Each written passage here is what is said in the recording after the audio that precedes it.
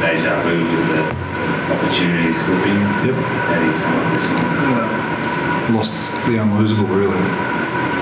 24-10, same stuff. Same things I've been talking about for weeks. Not good enough. How do you go forward? Like, I know I've asked you this after every time, but it's at a point now where is it at a point where something drastic has to change, or? Well, we've got to start learning, haven't we? You review it, you've got to start listening, you've got to start learning. Some aren't doing that, so I'll have to make changes. It's, frustrating. Can you use the rest of the season? Finals is probably a pretty tough chance at this point. Can you use the rest of the season to test different combinations or try guys out and it's a test role? Oh, you can, yeah. You can. I mean, you want to go to Joburg and select a team that we think is going to win the game. You know, it's about 2018 for me. It's not about 2019 or beyond that.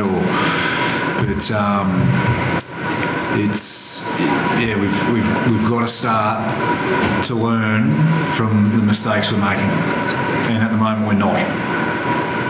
Is it hard to make changes then, especially when you're on a plane tomorrow and presumably you've got the basis of who you're taking pretty well sorted out? Does that make it harder to make those changes? Yeah, we've not announced any squad to the playing group yet, so we fly out Monday, so we've got a bit of time to review the game as quickly as we can and select the squad that we think will give us a chance to turn things around in South Africa. So, is it like it's coming down to little moments in games, isn't it? Like the push past here, an error, that sort of thing? Is that how you're seeing it? Those little errors that are compounding to something bigger? Yeah. We had our opportunities. The first 15 minutes of the second half, we were camped in their in our A zone, and it was, we just didn't execute, and you put points on the board there, and it's a different game. It's so that's what we've got to review, and we've got to learn. Again, turnover a line out at a critical moment. Concede space down an edge, drop off in our physicality. Maddox is under the sticks. Kick off, line break down an edge. Again, ill discipline, don't roll away, kick to the corner. All of a sudden it's 24 all. You just can't do that. You just can't roll over like that. It's there's momentum shifts within games, and they handle them better than us. That's the reality. Few injuries, Dan. Does Scotty still go to Africa and just does his head concussion protocols over there? Yeah, I think so. Yeah, I think I'll talk to. Just spoke to the medical guys as I was walking in here, saying that I'll see them before we go. But hopefully Scotty will be okay. He seems okay talking to him. Yeah, he was a big loss. What's an ankle or an ankle? I don't know at the moment. I think it was an ankle. Yeah, so need to find that out. Now I've got no detail for you there medically at this point in time, guys. It's Probably one of the positives to come out of the game was, I guess, Rob's first game back. Obviously bright young star for the future. Yeah, he's a good kid, Robbie. He's worked hard in his rehab and performed well for his club last week and had a really good 60 minutes tonight. And I thought for a teenager, he fronted up physically, both with the ball and without the ball. He's got a big future. We just got to stay grounded with him. It's his first game of Super Rugby. I think there's an issue at the moment in Australian rugby where someone plays a couple of good games and all of a sudden he's a wallaby bolt. Let's just stay grounded, let the kid develop. Like he's a teenager. So let's not worry about that. Let's just turn him into a really good Super Rugby player first and foremost, and let him develop and not rush him and throw him in the deep end before he's not ready. So I just want to, I think that chat, we just need to be realistic there. He's got a big future if he works hard and continues to improve on what he needs to improve on. And his performance was encouraging. Tommy Cusac's the other, Sean Funny Mungo and Desire.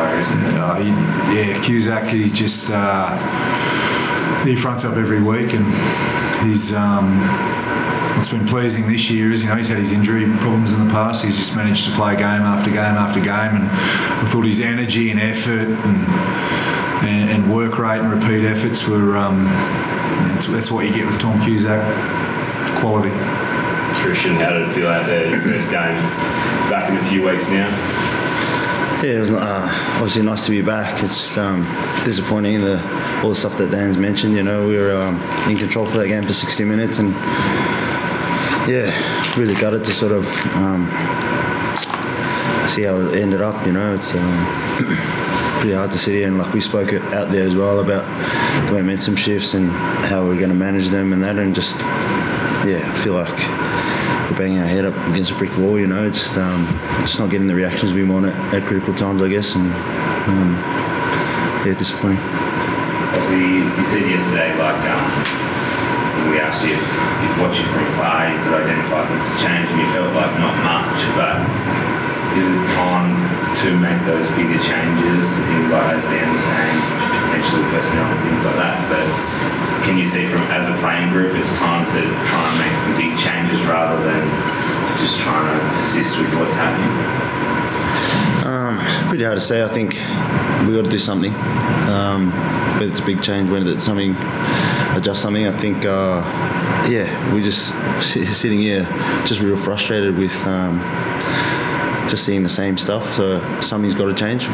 We don't know what that is yet, I guess. Whether it's a big change, we don't know. So, but I guess playing in it, definitely feel just as frustrated as when I was watching, and I guess what the coaches are seeing as well. You're obviously frustrated now, Dan's frustrated. Assuming the room's got that frustrated vibe in it, but can you notice that frustration out on the field, or is it seeping onto the field at all, or can you contain it?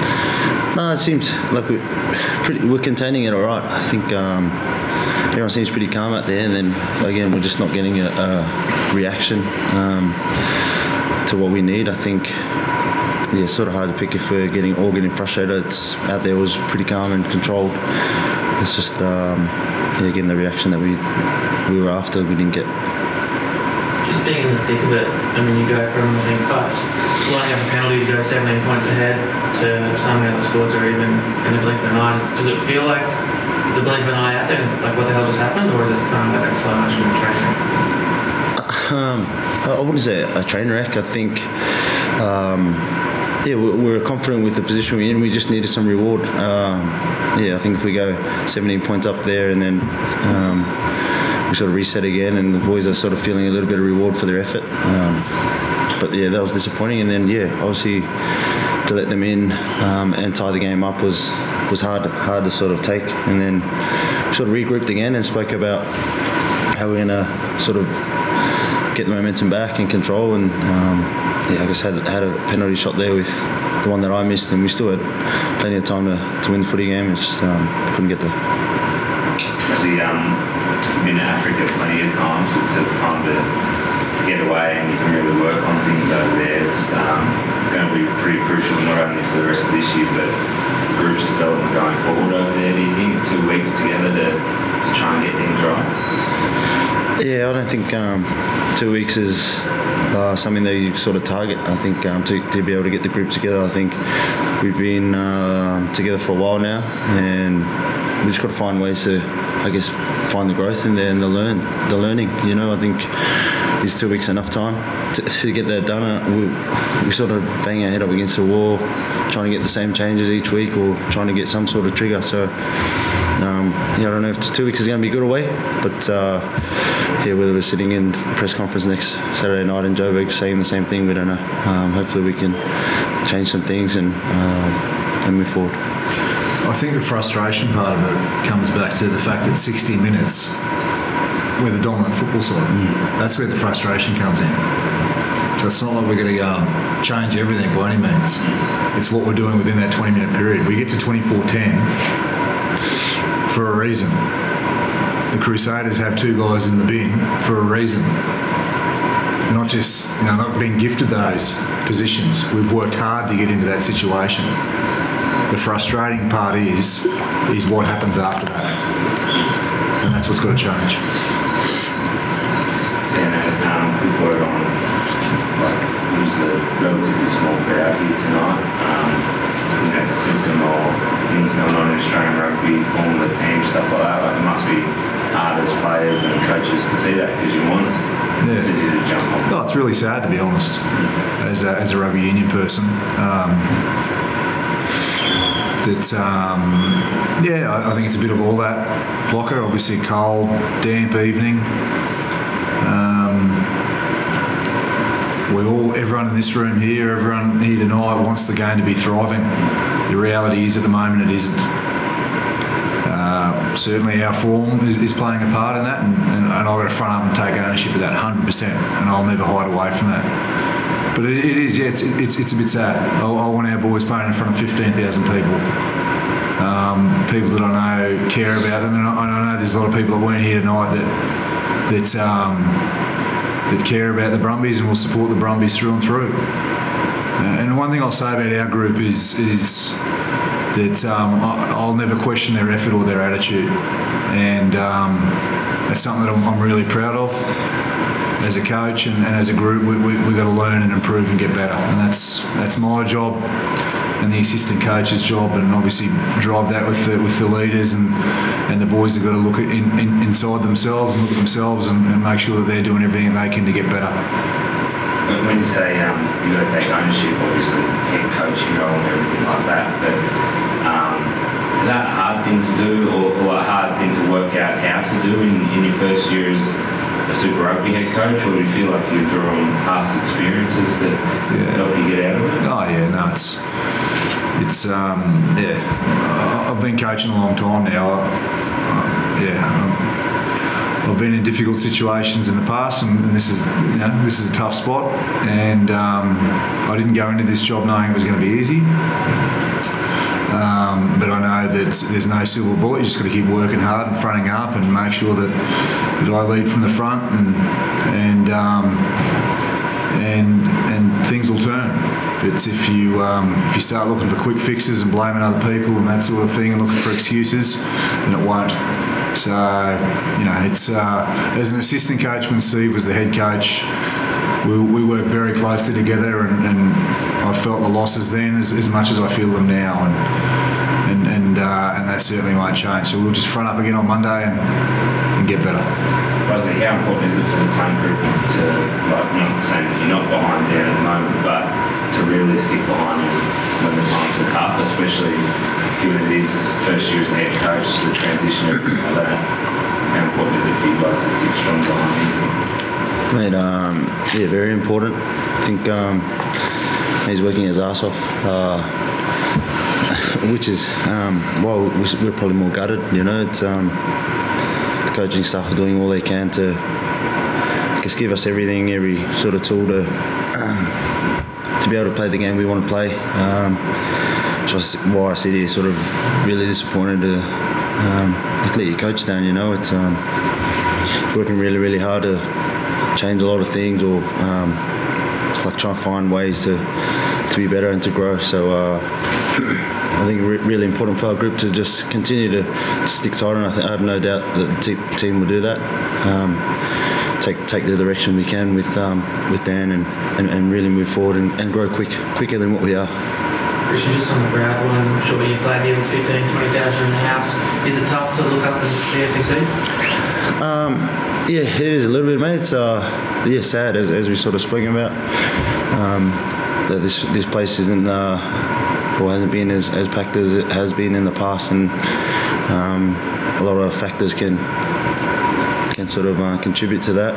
But to see your family and your friends here, I think those are the most important that we sort of care about and worry about. We know that our family and friends stick with us through and through, and then we have our diehard members and supporters that will turn up week in, week out for us. And whether it's playing in front of 20 people or 20,000, I think we're really grateful to be in front of this kind of community and represent the Brumbies, and hopefully we can continue to do it better.